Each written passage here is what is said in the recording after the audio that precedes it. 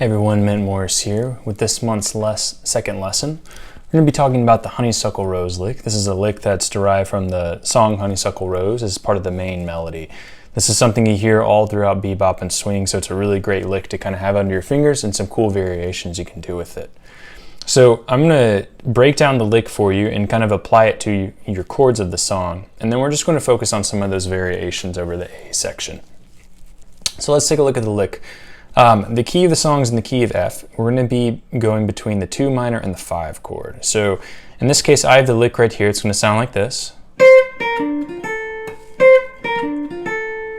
Okay, and we're going to play out of this G minor 7 chord as a kind of a reference, and this C7 chord. The lick, it goes 8 to 6, C to B flat, and then on the 3rd string, D, F, A. That's 7, 6, 5. Now if we look at these notes and kind of in relation to the chords, for the G minor, that C is the 11, that B flat is the minor 3rd, that D is the 5th, that F is the flat 7, and that A is the 9. Alright, so that fits over the G minor chord really nicely. If we look at it in terms of the C7 chord, we've got C as 1, B flat as flat 7, D as 9, F as 4, A as 13.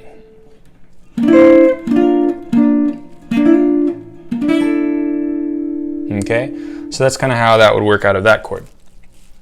Now, what's really great is last week we kind of talked about how all these arpeggios over the G minor and C7 kind of are interchangeable and they all work the same because they're just hitting color tones really.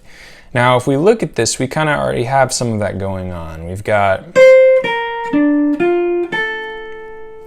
specifically those last 3 notes. We've got a D minor arpeggio there. Now if we bump the B flat note down an octave, we've got a B flat major 7 arpeggio going on there. So you can kind of see how some of these arpeggios are already built in. Okay, so that's kind of the idea we're playing out of. Now the first variation that's pretty common is adding a triplet to it. And this one will go, and this is on your sheet, the second line here, we go. Again. So what this is doing is playing the C note, and then playing a triplet going B flat, F, D, up to the A. So that's just kind of the triad there of B flat. As a kind of variation that you'll hear a lot. You can do in different fingerings.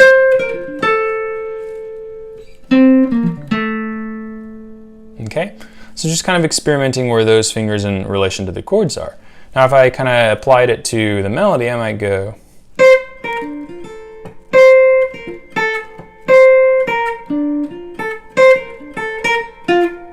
Right? That's a nice little variation. Again.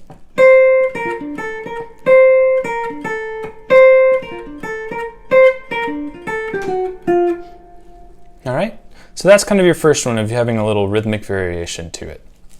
And the next one is to remove notes. And I did one of those little examples in there if you go back and listen to it. But the kind of common note to remove is your F note. And you get something like this. Again. So that's going C, B flat, D, skip over F, back up to A. So that's a really common one.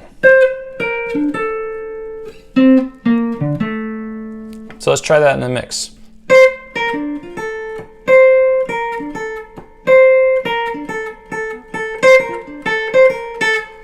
All right, kind of mixing all of those. Another one.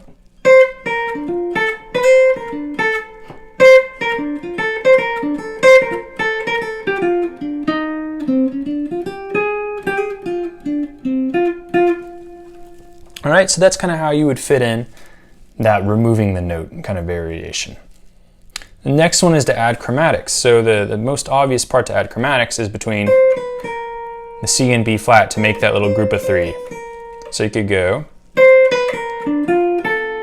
like that, or you could start backwards. It's not listed on the PDF, but you could like that, just connecting them. So in variations,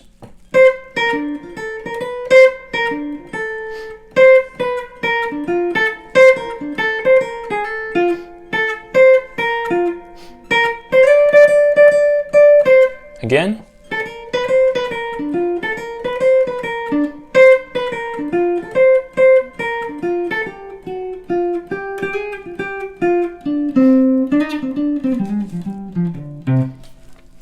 okay, that would be that one of just adding those chromatics in there.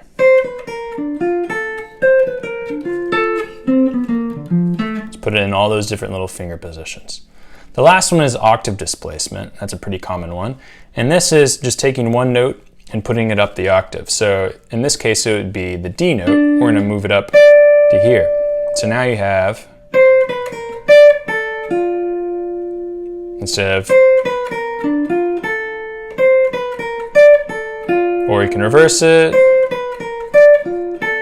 You typically hear the first way a little more where those A and Fs are reversed. And another stylistic thing while we're on it, skip over the F and come down to the G. All right, so taking that D and just moving it up an octave. Let's try that.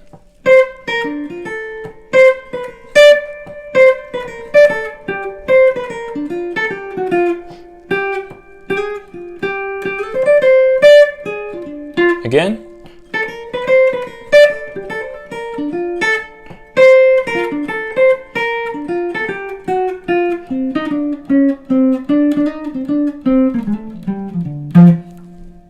Okay, so those are kind of some of the ideas that you can start working with and putting them in your own playing, but also just practicing it in the context of the Honeysuckle Rose song and just embellishing that melody. So I'll leave you with one more, just kind of playing through it, and then with next week's video, we're going to just play it all over the song, especially paying attention to it in the B section. So check that out when I play the B section. I'm going to be using that Honeysuckle Rose.